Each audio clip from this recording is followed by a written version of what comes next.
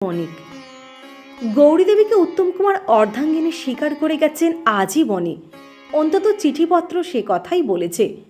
বোম্বে থেকে সেই সময়ে গৌরীদেবীকে লেখা আরেকটি চিঠি আপনাদের শোনাচ্ছি। প্রিয় গৌরী, ব্যাকেটে গজু। মানুষ ভাবে এক, হয় আর এক।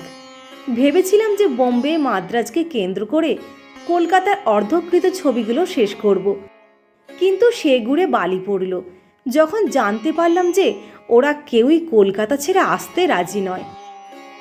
আরও হতাশ হয়ে পড়লাম যখন দেবেশ খবর দিলেন যে প্রডিউসাররা এর পরের মাস থেকে আর টাকা দিতে রাজি নয় যদি আমি কলকাতায় ফিরে না যাই।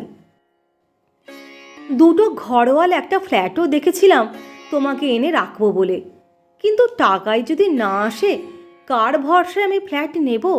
আর আমিই বা কতদিন না খেয়ে এখানে পড়ে থাকবো? না